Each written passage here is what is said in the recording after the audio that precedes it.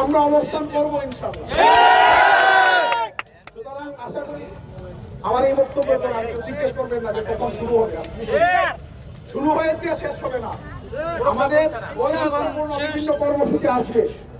আপনারা জানেন, আমরা যখন 22 দিনের আন্দোলন করেছি জাতীয় প্রেস ক্লাবে, ঐক্যপাতার আন্দোলন সফল আন্দোলন, যার মাধ্যমে আমাদের ঐক্যপাতা 25 থেকে 50 আপনার হয়েছে, উন্নীত হয়েছে।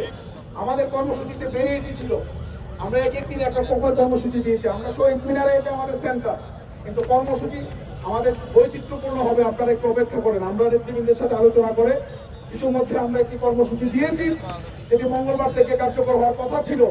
সারা বাংলাদেশের 30,000 এমপিওভুক্ত শিক্ষা প্রতিষ্ঠানে কর্মবিরতি পূর্ণ দিবস লাগাতার চলবে এটা। কিন্তু আমাদের পুলিশ বাহিনী যে আমাদের শিক্ষকদের উপর হামলা করেছে, হামলার প্রতিবাদে এবং শিক্ষকদের দাবির প্রেক্ষিতে আমরা কিন্তু আমাদের কর্মবিরতিকে আমরা একটু এগিয়ে এনেছি। আগামীকালকে থেকে সারা বাংলাদেশের 6 লক্ষাধিক শিক্ষক কর্মচারী তাদের 30,000 প্রতিষ্ঠানে খোলা থাকবে, 2-4 জন থাকবে, বাকি সবার মোহনা হবে এই জাতীয় প্রস্তাব। সরকার প্রস্তাব বারবার আমরা আসলে অনেক দিন আন্দোলন করেছি, তো প্রস্তাবটা চলে আসে। শহীদ মিনারে আমরা সবাই এখানে আমাদের শিক্ষকরা আসবেন।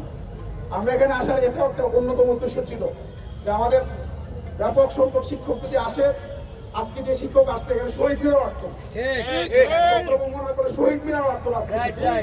তো আমরা আমাদের এত শিক্ষক যেহেতু আসবে, আমরা যাতে একটু সুশৃঙ্খল ভাবে শান্তিপূর্ণ ভাবে আমরা বসতে পারি, এই জন্য আমরা বড় একটা প্লেস আমরা এখানে করে নিয়েছি। প্রশাসনের পক্ষ থেকে তারা যদিও লাঠিচার্জ করেছে, আমরা এটার তীব্র প্রতিবাদ জানিয়েছি। আমাদের কয়েকজন সহযোদ্ধা আহত হয়েছে। এটা আমার মনে হয় যারা জুনিয়র অফিসার আছেন অতি উৎসাহী হয়ে তারা সম্ভবত কাজটা করেছেন। সিনিয়র অফিসাররা আমাদেরকে অনেক সহযোগিতা করেছে, এটা অস্বীকার করলে অকৃতজ্ঞতা হবে। উনি ডিসি রং আমাকে 2-3 বার নিজে ফোন দিয়েছেন। আমাদের কয়েকজন সহযোদ্ধা এখনো থানায় আটক আছেন, 6 জন। আমাদের হাসপাতালে আসার কারণে, নেতৃবৃন্দ আসার কারণে আমরা যাইতে পারি নাই। আমরা এখন যাবো, আমাদের সহযোদ্ধাদেরকে আমি নিয়ে আসবো ইনশাআল্লাহ। আপনাদেরকে প্রতিশ্রুতি দিই, আমাদের কোনো সহযোদ্ধাদেরকে আটকে রাখতে পারবে না ইনশাআল্লাহ। কারো শক্তি নেই আমাদের সহযোদ্ধাদেরকে আটকে রাখা।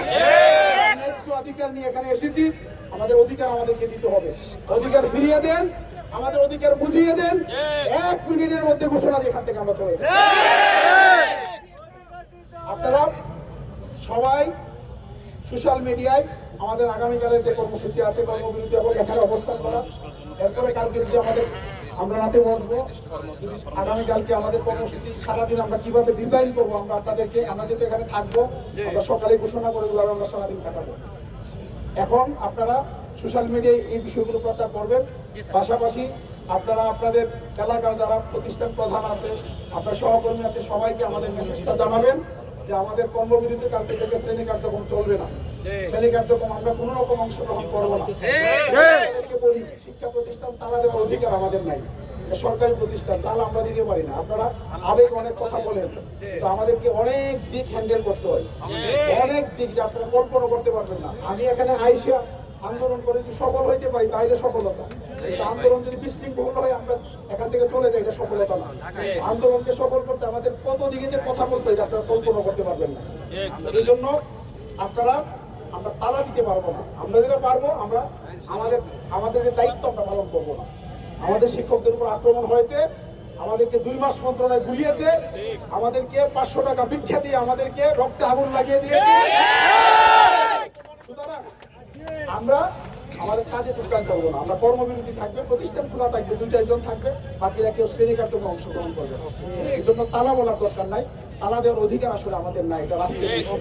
এটা আপনারা একটু শিক্ষক হিসেবে আমরা ক্লাস করবো না, তালা দেওয়ার দরকার কি? আমরা ক্লাস না করলে তো তালা হয়ে যাচ্ছে, এটাই তো তালা। ক্লাস পর্যন্ত আমরা ক্লাসে যাবো না, কাউকে আমরা পড়াবো না। আমার অধিকার আমাকে ফিরিয়ে না দিলে আমি ক্লাসে যাবো না। আমার ডাল ভাতের ব্যবস্থা যদি না করতে পারেন, তাহলে আমি কেন আপনার এই সন্তানদেরকে কেন মানুষ করি? আমাকে ডাল ভাতের নিশ্চয়তা দেন, আমরা দেশকে যোগ্য দক্ষ নাগরিক আমরা উপহার দেবো ইনশাআল্লাহ। আগামী দিনের বাংলাদেশকে উন্নত করার জন্য যোগ্য নাগরিক আমরা তৈরি করে দেবো, কিন্তু আমাদের ডাল ভাতের নিশ্চয়তা সরকারকে দিতে হবে, এই রাষ্ট্রকে নিতে হবে। আপনারা সবাই এখানে থাকেন, আমাদের যে সহযোগিতারা আছে আমরা তাদেরকে আনতে চাচ্ছি। আমাদেরকে না পাইলে আমাদেরকে হতাশ করবেন না। আমরা কথা দিলাম আপনাদেরকে ছেড়ে জাতীয়করণ প্রত্যাশী জোটের নেতৃবৃন্দ কোনোভাবে এখান থেকে যাবেন না। আপনারা কি আমাদেরকে রেখে চলে যাবেন? আমরা এখানে থাকবো, এখানে ঘুমাবো, যত কষ্ট হোক। আমরা এখন যুদ্ধের ময়দানে আছি, এটা একটা যুদ্ধের ময়দান, সংগ্রামের ময়দান। এখানে আমার বাসার মতো বিছনা এখানে থাকবে না, বাসার মতো বিভিন্ন রকমের তরকারি আমার থাকবে না। আমি সারাদিন খেতে পারি না, সকালে যে রুটি খেয়ে আসছি আমি সারাদিন এখন কিছুই খেতে পারি না, কিন্তু আমি যাই না এখন আপনাদেরকে ছাড়া যাবো না। ওখানে আমার সহযোদ্ধাদেরকে ছোট এরপর আমরা খাবার খাবো ইনশাল্লাহ। আপনারা সবাই এখানে অবস্থান করবেন, পর্যায়ক্রমে বিভিন্ন সংগঠনের নেতৃবৃন্দ, রাজনৈতিক নেতৃবৃন্দ, সামাজিক নেতৃবৃন্দ, অনেক সংগঠনের নেতৃবৃন্দ এখানে আসবেন, বক্তব্য রাখবেন, তাদেরকে সহযোগিতা করবেন, আপনারা বক্তব্য দিবেন, আপনারা আপনাদের মতো এখানে পরিচালনা করবেন। কেউ যাতে কোনোভাবে এখানে অস্থিতিশীল পরিবেশ তৈরি করতে না পারে, এদিকে আপনারা সবাই প্রত্যেকেই ভলেন্টিয়ার হিসেবে দায়িত্ব পালন করবেন। সকলের প্রতি সংগ্রামী সালাম জানিয়ে আমি আমার বক্তব্য শেষ করছি। আমরা এখান থেকে বিজয়ের মালা পরে আমাদের ধন্যবাদ।